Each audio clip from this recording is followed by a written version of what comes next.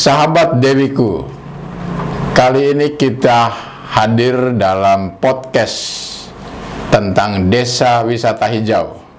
Nah, podcast kali ini saya akan bersama pakarnya yang paham, mengerti, dan sangat punya dedikasi terhadap desa wisata, khususnya desa wisata hijau. Nah, kali ini saya bersama pakar desa wisata hijau, Dr. Insinyur Dedi Kurniawan Halim. Selamat bertemu Pak Dedi. Selamat pagi, selamat bertemu Pak Jo. Kali ini kita akan berbincang-bincang tentang desa wisata hijau, dan selama ini Pak Dedi sangat dikenal konsen terhadap desa wisata hijau. Nah, kita ingin tahu lebih jauh tentang apa itu sebenarnya desa wisata hijau itu. Oke, baik, terima kasih Pak Igo. Ya, halo para pemirsa sekalian. Jumpa pertama kita di edisi yang perdana ini dalam podcast Dewiku yang sengaja kami dedikasikan untuk mendukung pengembangan desa wisata hijau di Bali khususnya dan di Indonesia pada umumnya. Nah, kita berdua ditunjuk menjadi host daripada podcast ini. Tetapi sebelumnya saya mohon nih Pak Igo, kalau manggil saya nggak usah pakai gelar gitu ya. Ya, Pak Dedi. Cukup DK Halim saja. Oh ya, lebih familiar ya. Ya, karena di Bali semua orang taunya Pak DK. Pak DK ya. Mereka memanggilnya juga Pak DK. Pak DK ya. Ya. Jadi nggak ada yang kenal Dedi Kurniawan gitu. Klop ya dengan Bali memang. Betul. Ya, jadi sebagaimana menjadi tujuan kita Pak Igo, bahwa podcast ini sekali lagi dibentuk untuk mendukung pengembangan desa wisata hijau. Kenapa? Karena memang yang pertama konteksnya sekarang ada desa wisata itu juga harus berkelanjutan, ya. Dan yang terlebih lagi alasan utama adalah ancaman terhadap global warming maupun invasi para wisatawan yang datang ke Bali. Jadi agak ironik gitu ya, di tengah-tengah peningkatan wisatawan yang hadir ke Bali, ya, ternyata hunian kamar hotel di wilayah perkotaan itu malah oversupply. Ya. Bahkan tahun ini sudah mencapai sekitar 150.000 kamar oversupply-nya, ya. Padahal wisatawan berkunjung ke Bali itu semakin meningkat. Sehingga ada pertanyaan sekarang, ini pada kemana ini semua wisatawan asing, ya, gitu ya? Nah, yang terakhir sebelum COVID itu sudah 6,5 juta datang di Bali. Ya. Dan bahkan tahun kemarin baru saja sembuh dari COVID ya. Sudah hampir 4,5 juta. 4,5 juta ya. Tetapi tetap kamar hotel oversupply. Dan ada isu terkait overtourism yang menurut saya sebenarnya belum overtourism gitu ya. Tetapi, nah ini jawabannya. Ternyata para wisatawan, terutama wisatawan asing, itu bukan lagi berwisata di daerah urban, bukan lagi berwisata di perkotaan, tetapi mereka menginvasi daerah-daerah pedesaan, ya, terutama sekali yang disebut dengan desa wisata. Ya. Nah, oleh karena itu ini menjadi ancaman baru, Pak Igo. Ya, karena apa? Karena semakin banyak wisatawan yang datang ke desa wisata, itu artinya kita harus mempersiapkan segala sesuatunya, ya. Ada environmental burden, ya, ada beban lingkungan yang begitu besar, termasuk misalnya mengurusi limbahnya, logistiknya, konsumsinya, dan terutama sekali traffic. Ya. Apakah itu yang disebut ancaman? Betul. Kenapa? Karena setiap wisatawan datang ya ke sebuah destinasi pasti ada beban lingkungan, Pak Igo. Ya. Yang tadi saya bilang jadinya konsumsi airnya bagaimana gitu ya. Nah, kalau sampai ribuan itu pasti sangat signifikan. Oleh karena itu kenapa Yayasan IDEP nih salah satu yayasan yang sangat concern juga dengan lingkungan, ya, itu sudah mewanti-wanti. Sekarang Bali sudah dalam tahap krisis air. Krisis air. Nah, Nah, dulu krisis air terjadi di perkotaan. Tetapi karena gerakan atau movement wisatawan sudah mulai ke arah pedesaan, maka ada juga ancaman serius di pedesaan. Ya. Nah, oleh sebab itu kenapa desa wisata hijau ini menjadi tema yang saya pikir sangat urgen dan sangat perlu perhatian, ya, baik dari pemerintah Bali maupun pemerintah pusat, begitu ya, untuk melestarikan lingkungan hijau Bali yang sangat dikenal di dunia ini, gitu ya. Karena ada ancaman kerusakan lingkungan, akibat invasi dari para wisatawan tersebut. Ya. Nah, apa yang menjadi kekasan kalau kita menyebut desa wisata hijau? Apa yang perlu ada di desa? Apa yang menjadi ciri khas bahwa desa itu disebut sebagai desa wisata hijau? Ya. Jadi itu juga menjadi perdebatan, Pak Igo, ya. Bagaimana kita menentukan sebuah desa wisata itu hijau atau tidak? Ya. Nah, oleh karena itu nanti ke depan dia di podcast selanjutnya kita akan mengelaborasi banyak hal, ya, termasuk misalnya aplikasi yang sudah kami kembangkan, ya Dewiku, yang bisa memfilter, ya, dalam arti kita hanya memasarkan desa wisata yang memang ada komitmen terhadap perlindungan terhadap lingkungan. Kira-kira begitu. Jadi kalau dia tidak hijau, ya, maka dengan terpaksa kami tidak berani memasarkan itu, ya, karena yang kami takutkan akan menjadi sumber kerusakan lingkungan di pedesaan, yang pastinya akan mengancam Bali tentu. Nah, oleh karena itu ada beberapa parameter, ya, yang dipakai, ya, untuk menentukan sebuah desa wisata itu hijau, ya. Yang pertama, ya, itu bagaimana konservasi airnya. Yang kedua, bagaimana konservasi energinya. Yang ketiga, bagaimana pengelolaan limbahnya, ya. Termasuk juga bagaimana pemeliharaan budayanya, gitu ya. Jadi sebenarnya kalau kita ngomong desa wisata hijau, penekanannya lebih kepada lingkungan. Ya. Karena itu udah hijaunya. Ya. Sudah terlalu banyak desa wisata di Indonesia ini, ya. Bahkan yang terakhir saja Adwi itu sudah ada 6.000 ya. Dan bahkan sebelumnya 8.000 tahun sebelumnya yang ikut dalam lomba Adwi ya, Kemenparekraf, gitu ya. Anugerah Desa Wisata Indonesia, gitu ya. Tetapi dari sekian banyak itu saya nggak terlalu yakin mereka itu hijau. Bahkan semakin banyak, semakin membuat saya khawatir, Pak. Ya, bahwa kerusakan akan menyebar bukan cuma di Bali, tetapi juga di Indonesia. Nah, oleh sebab itu, ya, kembali kalau menurut sejarah dan teorinya, gitu ya, yang disebut hijau atau berkelanjutan itu sebenarnya tidak lain harus apa ya istilahnya, memikirkan kesinambungan daripada tiga pilar. Ya. Yang pertama, yang pertama atau yang disebut kalau Elkington bilangnya, John Elkington nih yang penggagasnya itu 3P. Ya. Ada profit, planet, and people. Gitu ya. Nah, kalau ngomong people itu artinya terkait juga budaya, ya, apalagi Bali, ya, Bali itu memang mau tidak mau harus quote unquote menjual budaya, ya.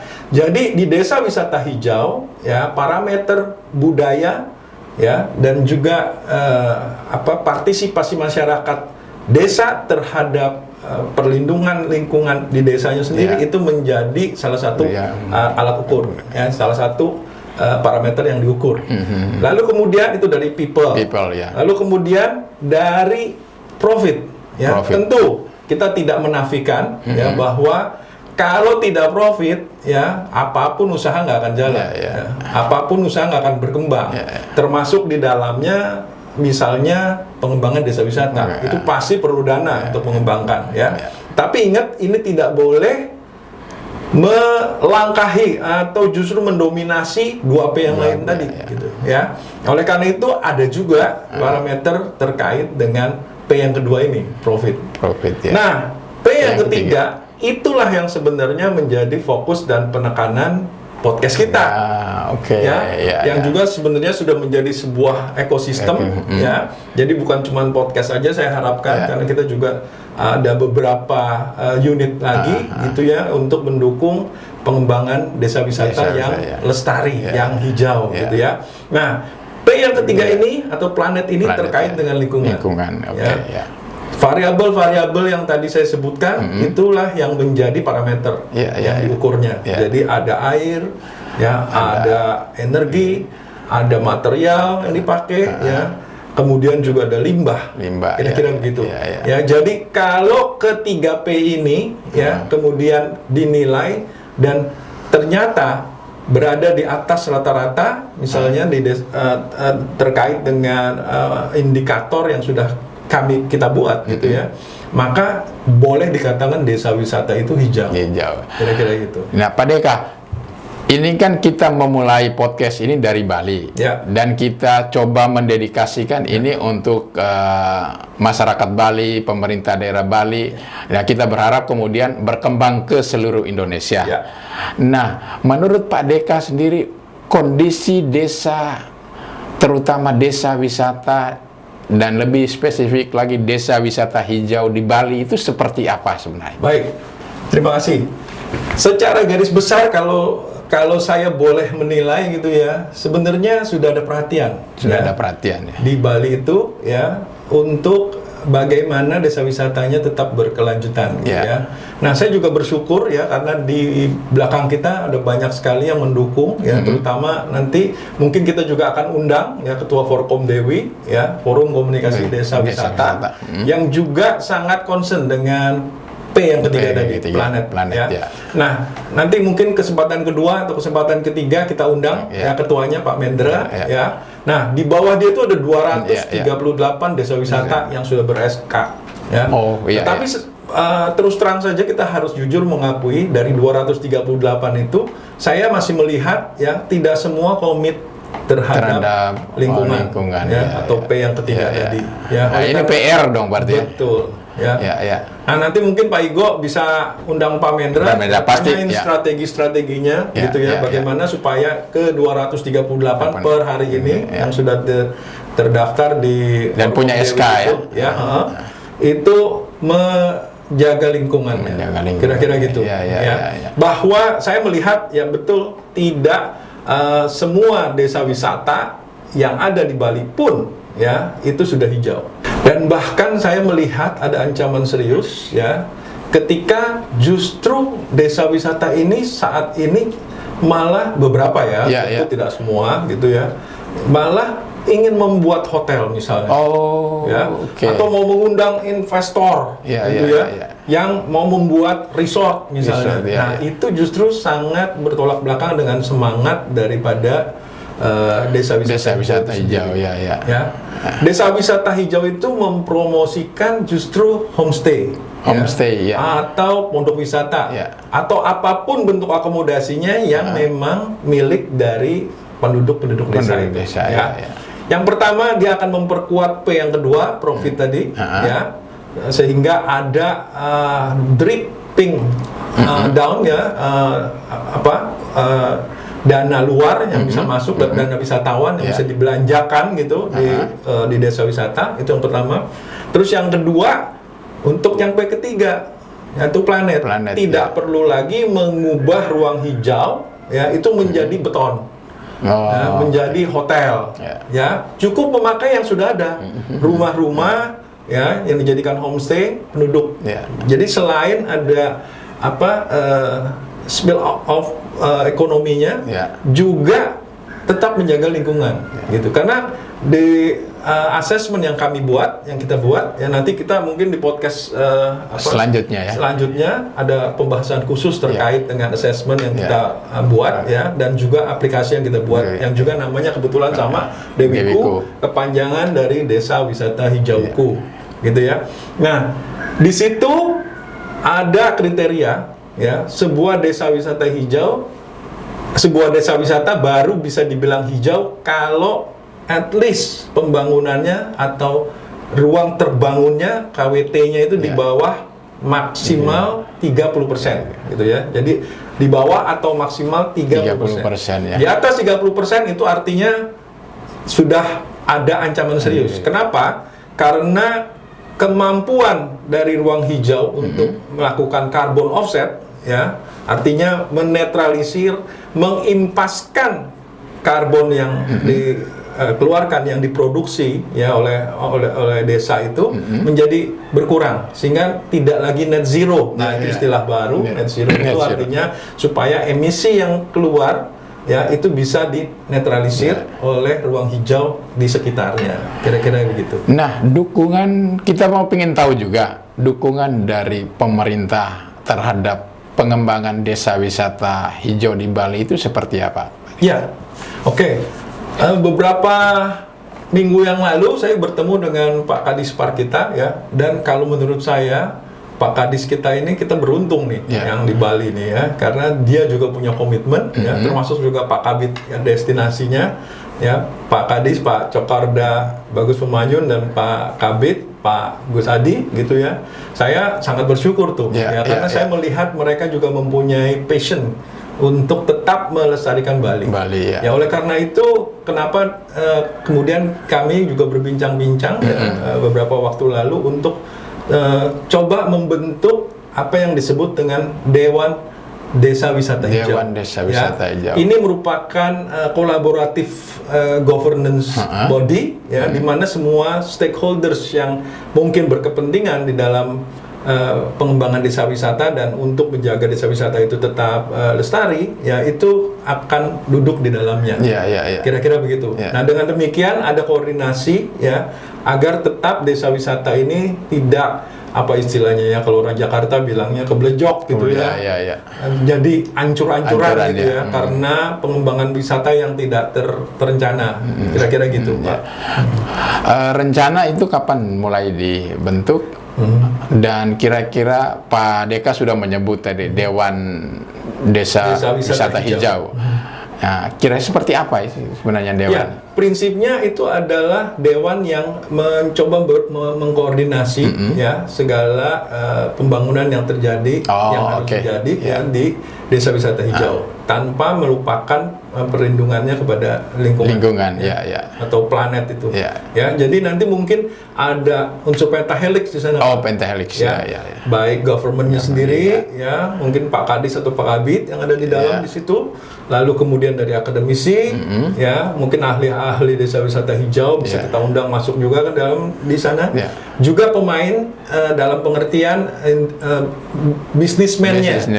Nah, bisnismennya di sini lebih kepada orang-orang desa, gitu ya. Atau apapun yang mungkin bisa mendukung pengembangan desa wisata hijau. Misalnya seperti travel khusus yang juga menyediakan fasilitas transportasi, gitu ya. Nah, ke depan malah saya kepengennya transportnya juga kalau bisa sustainable fuel. Jadi jangan juga menambah emisi, gitu kira-kira ya. Nah, itu dari sisi bisnis ya. Jadi ada government, ada akademisi, ada bisnis ya. Itu udah triple helix ya. Nah, dua lagi tentu media.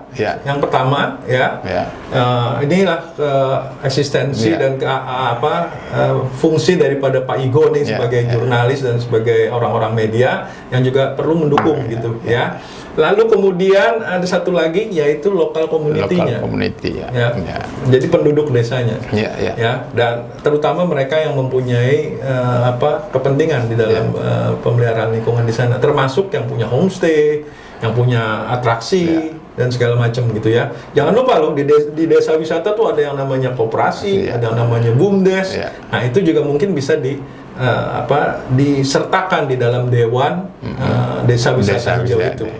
Tapi prinsipnya kalau kita ngomong kebijakan publik, Pak Igo, itu merupakan bentuk kolaboratif governance.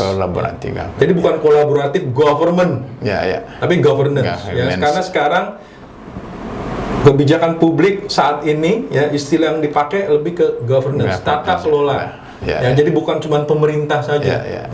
Pemerintah hanya sebagai fasilitator, pemerintah hanya sebagai regulator. Jadi kira-kira begitu, Pak. Ya, jadi tata kelola yang kolaboratif. Ya. yang terutama mengedepankan model pentahelix. Kira-kira begitu nanti. Pak Deka, ini menarik tentang desa wisata hijau. Nah, ada sinyalemen di luar kalau desa wisata hijau ini berkembang dan menjadi gerakan masyarakat yang memang ingin supaya lingkungan dipelihara. Nah, ada kekhawatiran juga yang dilihat bahwa jangan sampai kemudian anti terhadap investasi yang masuk ke desa. Menurut Pak Deka gimana itu? Nah, jadi makanya itu tadi saya bilang gitu ya, perlu Dewan Desa Wisata Hijau ini. Nah, kemungkinan juga dengan adanya peran dari pemerintah, dalam hal ini pemerintah provinsi, ya, itu bisa mengatur model-model investasi mana yang tidak merusak lingkungan, ya, tapi juga kita tidak anti. Tidak anti ya. Bahkan kalau di negara-negara maju, ya, itu pengembangan desa itu sudah misalnya nih, ya, sudah bisa menjual obligasi misalnya. Ya, jadi desa tersebut ya bisa mengeluarkan kupon investment gitu ya. Nah, tinggal nanti investmentnya bisa diatur sesuai dengan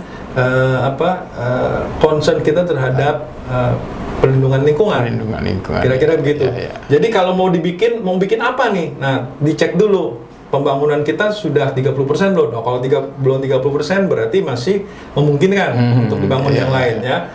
Kalau kita lihat misalnya ada beberapa desa yang sangat mempromosikan adventure tourism atau wisata petualangan, ya mau bikin rafting kayak mau tubing kayak ya. Nah, itu sebenarnya kan juga membutuhkan dana investasi ya.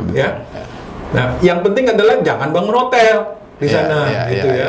Kalau glamping masih memungkinkan gitu ya. Karena kalau glamping itu kan non permanen, tetap ruang hijau pakai begitu ya. Lalu juga termasuk model-model wisata lainnya, jenis-jenis wisata lainnya, ekoturism misalnya ya, kemudian agrotourism, Kintamani sangat potensial di sana gitu ya. Adventure tourism seperti Bongkasa, Tegalalang, ya, daerah Ubud itu yang ada dengan Bali Swing dan sebagainya, ya, itu juga kan memerlukan pendanaan, gitu, ya. Lalu kemudian cultural tourism, jangan lupa Bali, kekuatan Bali adalah di cultural tourism, gitu ya. Jadi investment bisa masuk ke dalam 4 jenis itu, gitu. Ya, bahkan nanti di aplikasi yang mungkin di podcast berikutnya kita elaborasi di aplikasi Dewiku itu juga ya ada 4 jenis wisata tersebut gitu. Intinya bahwa desa harus mendapatkan manfaat yang sebesar-besarnya. Betul. Ya, justru semangat dari desa wisata hijau ini adalah green economy. Green economy. Ya, nah, apalagi itu sebenarnya. Nah, green economy ya tadi kita mempromosikan ya pertumbuhan ekonomi, bukan pertumbuhan, jadi lebih ke pemerataan ekonomi gitu ya, supaya tidak cuman kota aja yang bertumbuh gitu ya, tapi juga dripping off ke desa. Kira-kira begitu Pak Igo. Pak Deka, mungkin yang terakhir saya pikir tantangan yang paling besar yang dihadapi saat ini untuk pengembangan desa wisata hijau, menurut Pak Deka apa? Yang paling besar? Ya. Khususnya di Bali. Saya juga mencatat ada beberapa daerah sih yang modelnya hampir mirip di Bali. Yaitu dual leadership, Pak. Dual leadership. Di dalam desa. Seperti kita tahu, di Bali itu kan ada desa dinas dan ada desa ada pakraman, gitu ya. Di sini ada perbekel, desa dinas, di sini ada bendesa. Nah, kadang-kadang nih ya kurang kompak nih keduanya gitu ya. Sehingga yang satu mengklaim ini harusnya milik kita, ini harusnya milik kita gitu ya. Sehingga akhirnya bukan kolaborasi, ya tadi kan kita pakai istilah kolaborasi ya, betul. Gitu. Tapi yang terjadi malah berkompetisi gitu ya. Dan kalau kompetisinya sehat sih mungkin nggak apa-apa. Tapi kalau kompetisinya justru saling menjatuhkan, nah itu yang repot. Jadi kalau saya lihat ini juga nggak cuma terjadi di Bali, tapi juga misalnya di Padang misalnya dengan konsep nagarinya. Ya, ada beberapa daerah-daerah khusus ya, daerah-daerah istimewa yang memang isu kepemimpinan desa ini menjadi cukup krusial gitu. Nah ini nih yang harus diberesin. Itulah kenapa kita perlu Dewan Desa Wisata Hijau gitu. Dewan Desa Wisata Hijau ini maksudnya untuk menjembatani dualisme. Betul. Ya. Pak Deka, Ya, menarik sebenarnya kita bicara tentang desa wisata hijau. Nah, kira-kira apa harapan Pak Deka ke depan supaya Bali khususnya desa wisatanya hijau dan itu bisa menjadi trigger untuk pengembangan desa wisata hijau untuk seluruh Indonesia. oke. Baik, harapan saya nggak muluk-muluk. Ya. Jadi harapan saya adalah supaya desa wisata bukan cuma hanya di Bali, ya, tetapi Bali boleh menularkannya ke daerah-daerah lain, ya. Itu tetap hijau lestari. Hijau lestari. Itu harapan saya. Ya. Nah, oleh karena itu, kenapa kita semua nih sudah membentuk ekosistem, ya.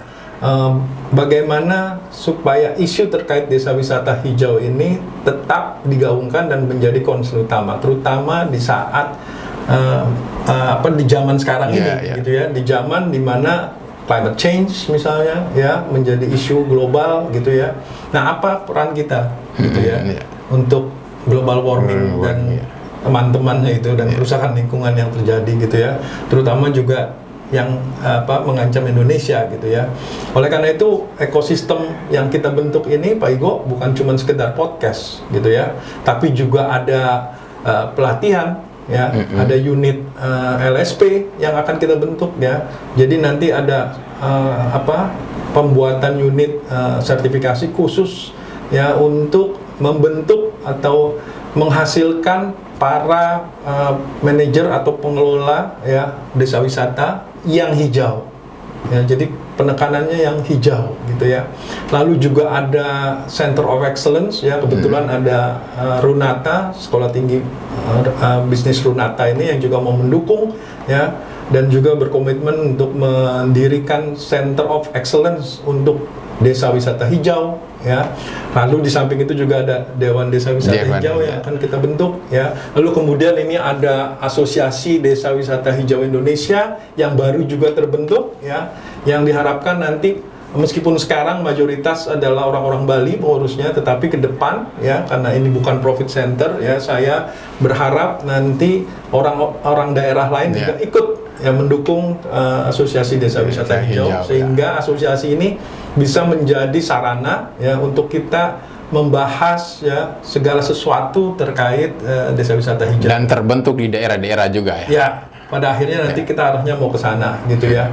Jadi ada Dewan Desa Wisata Hijau, ada LSP dan LPK-nya, ya, ada podcast kita, ya, bahkan ada aplikasi dan assessment, ya, yang juga sudah sebentar lagi akan diluncurkan, gitu ya. Jadi bagi nanti desa wisata di Bali ataupun di daerah lain yang mau diukur apakah sudah hijau atau belum, bisa memakai assessment dan aplikasi tersebut. Bahkan aplikasi tersebut itu juga sudah dikembangkan ke arah e-commerce, ya, sehingga nanti kita akan mempromosikan baik homestay, ya, maupun atraksi-atraksi yang green, gitu ya, green attraction kita bilangnya, ya.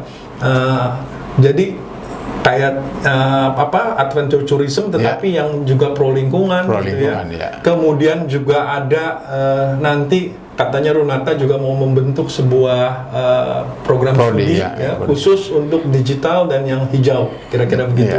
Ya, jadi semoga ini semua unit, ya, bisa membentuk sebuah ekosistem yang bagus untuk pengembangan desa wisata hijau. Kira-kira itu harapan saya, Pak Igo. Sahabat Dewiku, demikianlah bincang-bincang saya bersama dengan Pak Deka untuk podcast Dewiku yang perdana, ya, Pak. Nah, kita akan terus berjumpa, saya sama Pak Deka juga akan terus berjumpa dengan sahabat Dewiku di podcast-podcast selanjutnya, dan kita berharap desa wisata akan menjadi desa wisata hijau dan memberikan kesejahteraan dan kemakmuran bagi masyarakat di desa.